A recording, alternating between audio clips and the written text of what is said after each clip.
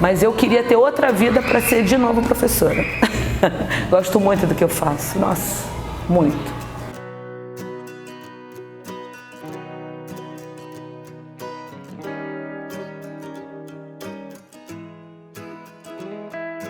O primeiro movimento não foi de escolha, foi da ausência de. Não havia outra saída, e aí a docência, que a princípio, historicamente me pareceu um lugar de reprodução, quando eu caí nela, de fato, eu vi a potência dela de transformação. O que mais me provoca, do meu ponto de vista, a ser professor, né, de surdos, de ouvintes, indiferentemente, é o fato de ter uma mãe analfabeta que muito valoriza o estudo. Os encontros com os professores que me marcaram no sentido de mostrar a docência como um lugar de afeto, como um lugar de partilha, como um lugar de descoberta, de conversa, de fazer coisas juntos. A minha escolha pela profissão professor é, na verdade, a oportunidade da construção coletiva do espaço do conhecimento com o sujeito, né?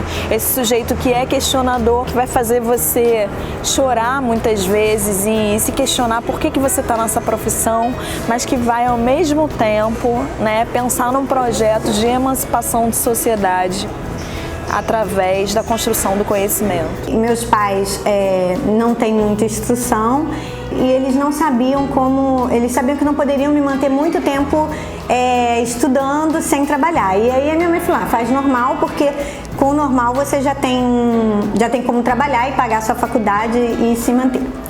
Aí fui fazer e quando eu entrei, eu fiquei muito decepcionada, porque as professoras diziam que quem estava lá não ia dar conta de fazer faculdade, e fez com que eu quisesse desistir do curso, porque na verdade meio que jogaram tudo abaixo, né?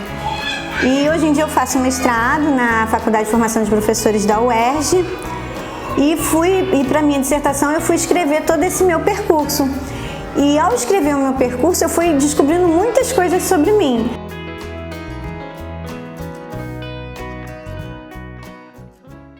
Futuro da profissão, do ser docente, como esse exercício de ser com o outro, né? O exercício de solidariedade, de ajuda, de partilha, de construção coletiva, né? Porque a aposta na individualidade, na competição, nos trouxe em um lugar que talvez não seja tão interessante de habitar. Então a minha expectativa para a educação, embora seja um pouco otimista, é essa, de que talvez por via da conversação a gente possa inventar e descobrir outros modos de estar junto. A gente conversa aqui que se você trabalhar sozinho, você adoece, né? O mais importante é você trabalhar em comunidade, em coletividade. Então a gente tem as quartas-feiras de planejamento, onde a gente senta, traça os planos em conjunto. A gente muitas vezes trabalha para além da escola, a gente tem grupos de zap, né? E é muito comum, às vezes sábado e domingo uma tem uma ideia, pipoca para outra, e a gente tá, às vezes sábado está trabalhando, mas não está ninguém obrigando a gente. É porque é legal, é porque a gente gosta, a gente sabe que sozinho a gente não ia conseguir. É um grupo de professoras muito bacana, meu. Como as escolas públicas, na verdade, a gente tem uma diversidade muito grande. Sim. A gente vai formando as redes. Então, assim, a gente vai se juntando a pessoas que falam o mesmo, as coisas que a gente acredita, né? Então, eu lembro que tinha a parte de baixo e a parte de cima, né? E a parte de baixo, eu me encontrei com pessoas maravilhosas. Tanto que eu juntei as crianças e subi o Morro da Serrinha para assistir os jongos. Crianças de 5 anos. Essas professoras que a gente fez parceria gostavam e conheciam e tinham contato, e a gente colocava as crianças no ônibus e ia para o zoológico, a gente fazia apresentação.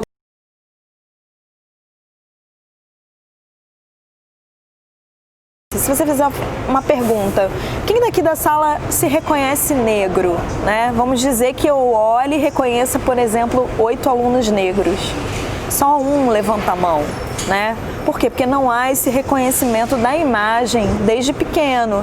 Essa construção, por exemplo, da identidade racial dentro de um espaço de deficiência visual é muito mais complexo, é muito mais subjetivo, né? Você tem que trazer elementos que você determine uma construção onde esse sujeito, ao longo do processo de identificação, né, dessa cultura africana e negra brasileira, ele vá se identificando enquanto negro, né, até o reconhecimento pleno. Aqui no CAP, uma coisa engraçada que foi, que as licenciandas relatam, e eu nem lembrava mais, foi um dia que a gente estava tendo aula e tinha um menininho que era bem pequenininho, ele gostava muito de ficar embaixo da mesa. E aí eu decidi que a gente ia ter uma aula embaixo da mesa, gente, e foi o máximo aquela aula embaixo da mesa, porque todo mundo foi para baixo da mesa, e o que eu achei mais interessante é que depois a gente foi conversar, e eles decidiram que eles não queriam aula embaixo da mesa, porque eles falaram que era difícil para olhar, que era difícil para escrever, eles foram colocando uma série de coisas que eles não pediram mais. Eu fui para um congresso apresentar um pouco da prática aqui, né, que a gente realiza, e nesse congresso ninguém havia me avisado, havia na plateia um surdo cego, e para mim fazer uma fala, participar de uma discussão com uma pessoa surdo-cega foi muito significativo, porque para mim era uma realidade radical assim com a qual eu nunca tinha tido contato, com a qual eu não sabia como lidar, né? Então fazer uma fala sobre ensinar leitura e escrita para surdo na presença de um surdo-cego foi um desafio muito grande. E para mim o mais significativo foi depois da palestra e do curso, ele pedir para conversar comigo e pedir para me ver, né? E aí para mim um surdo cego pedir para me ver, autorização para me ver, foi um pouco algo que me tirou do meu lugar de conforto, né? E ao passo que ele me via me tocando no rosto, me emocionei bastante com aquilo, né? E aí a gente depois teve uma conversa e ele foi dizendo da necessidade, da importância. Eu acho que essa experiência também me ajuda um pouco a pensar isso da educação como lugar de encontro e de conversação. Não é só essa coisa romântica de que se você acredita no aluno como alguém que pode, tá tudo certo e resolvido. Não, isso não abre mão, não tira o conflito como constitutivo da sala de aula, não tira os desafios, mas coloca a importância da gente olhar o outro sem aquele olhar que mancha. Não é porque o outro é surdo, não é porque o outro é cego, não é porque é surdo-cego que ele não pode aprender. A gente não precisa se perguntar sobre o que não pode o corpo, e sim sobre o que ele pode, que é da ordem do mistério, da ordem da contingência, da ordem da descoberta. Tem um menino que chegou agora de uma escola de São Gonçalo, terceiro ano. O menino chegou conhecendo algumas letras, algumas consoantes e algumas vogais, completamente afastado da escrita, achando a escrita e a escola um lugar horrendo, apavorante. E ele pegou a folha e tentou escrever um cartaz. Ele tentou usar as letras. Nesse momento, uma semana depois, ele já entendeu que escrever é bacana, que escrever é legal, que com a escrita eu brinco, eu me divirto, eu me comunico com o mundo. E isso me emociona. Eu saí da sala e falei, caramba, o Daniel já entendeu que escrever é legal pra caramba. E isso é bacana. De manhã eu li 2 poemas para eles e eu vendo assim os olhinhos deles brilhando com o poema. Eu falei, caramba, o poema tocou. Ah, gente, isso é bacana demais. A gente recebe agora, por conta da crise, alguns alunos que vêm da escola particular e eles não sentem assim diferença, né? Muitas vezes ao contrário, eles dizem assim, nossa, eu nunca aprendi desse jeito, como a escola pública é legal. Eu tenho uma menina do 5º ano que veio para cá e ela está deslumbrada porque talvez pela primeira vez conhecer seja prazeroso, seja legal, seja envolvente, né? E a gente fica muito feliz. Quando a gente recebe um elogio, a gente fica toda feliz, porque a gente vai fazendo meio na intuição, meio tateando, porque a gente não tem muito apoio, né? E quando a gente vê que isso de alguma forma tá certo, tá dando resultado, cara, a gente fica muito feliz, muito, muito feliz.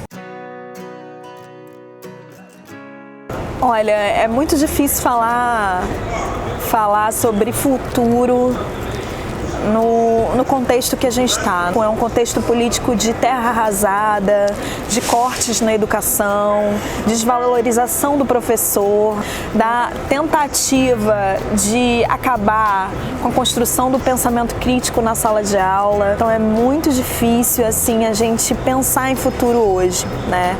Eu penso que as novas gerações, elas têm suscitado debates fundamentais dentro da sala de aula que até então a gente não via, né? permeando as questões da orientação sexual, né, de raça e racismo, da participação política, da ativação de grêmios e que tem noção da construção de políticas públicas para a melhoria da qualidade do ensino público. Que a gente possa entender essa profissão, né, o fazer docente, não apenas como um saber técnico de ensinar um conteúdo ao outro, de passar uma informação, senão como um exercício mesmo de conversação, de estar junto, de pensar junto, de mobilizar o pensamento e de transformar quem nós somos na relação de diferença com o outro. Eu acredito que a gente vai escapar disso tudo e que o cotidiano ele é incontrolável e que apesar dessa onda acinzentada que a gente está vivendo no país, esse retrocesso em todos os aspectos, a gente vai conseguir resistir. Obviamente, a gente já está sofrendo na carne tudo isso, né? A escola já está sofrendo tudo isso. As crianças do futuro eu não sei, vão garantir o presente, né? Vamos alargar o presente, vamos fazer esse presente um momento bacana, um momento lúdico, um momento de aprendizagem. E o futuro vai ser a construção do que a gente fizer nesse presente.